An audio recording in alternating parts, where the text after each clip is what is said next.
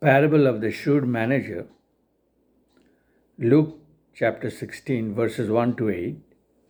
This is also called as the unjust steward or the dishonest servant. This parable takes us into the world of finance and responsibility. The manager was a steward.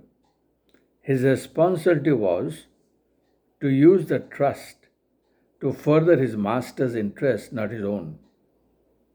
Temptations to divert funds was strong. He violated and mishandled the trust.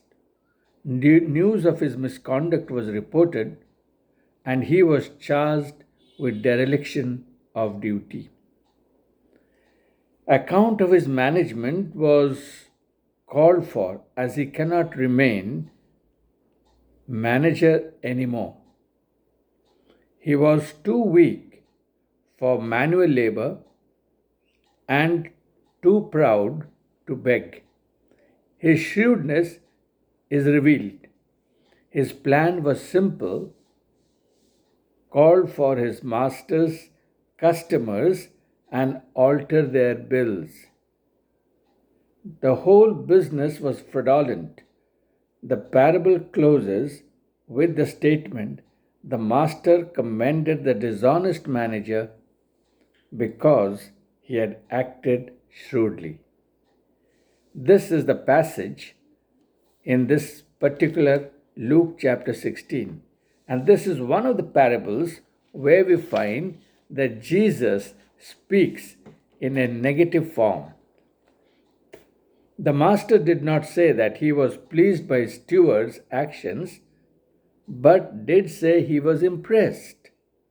And a shrewd in the Greek means to act with foresight.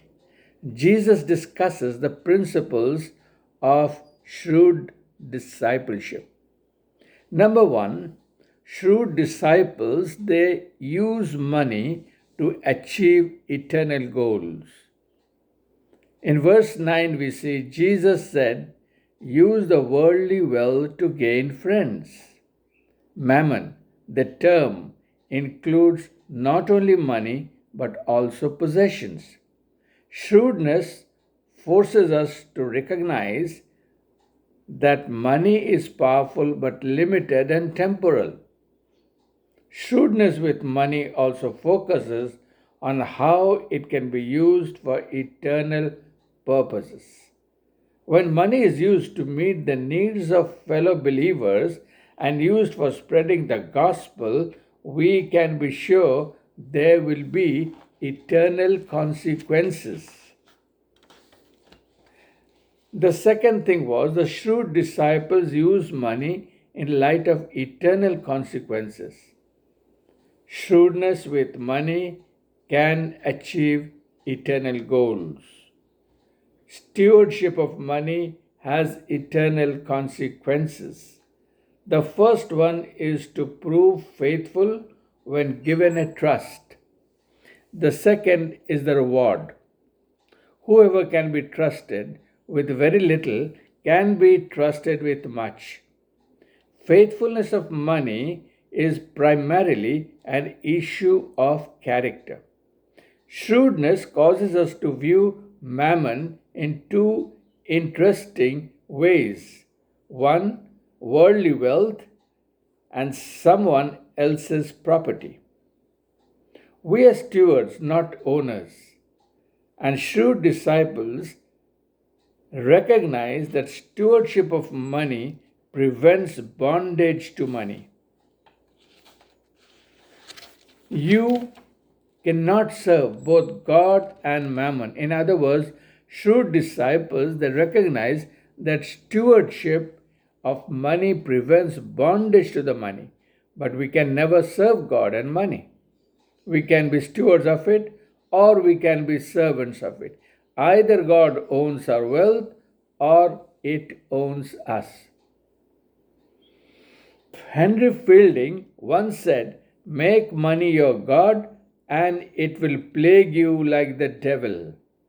There is no partial discipleship with Jesus, and there is no part-time employment by mammon. We must choose our ultimate loyalty. He does not remove our money, He takes the money and transforms it. How do we acquire money? Fools serve money and leave it all behind, and shrewd believers they serve God and invest in eternity. The foundation is how we handle money affects our fellowship with the Lord. If we have not been faithful in the use of worldly wealth, who will entrust the true riches to us? Jesus equates how we handle our money with the quality of our spiritual life. Secondly, the possessions compete with the Lord. Possessions are primary competitors with Christ for leadership of our lives. No one can serve two masters. We cannot serve both God and money. In Matthew chapter 6:24 it says. And thirdly, much of life revolves around the use of money.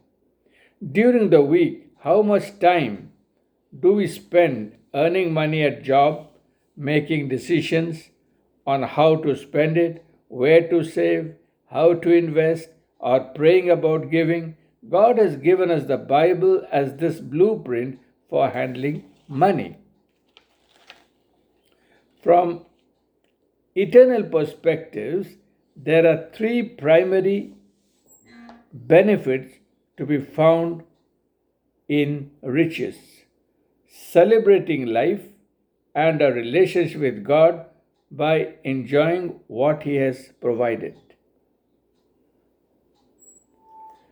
providing the opportunity to invest in eternity, and thirdly, helping to prepare us for heaven. Contentment is not central in dealing with riches, and as one of the keys to spiritual growth, deserves much study, which reflection and prayer.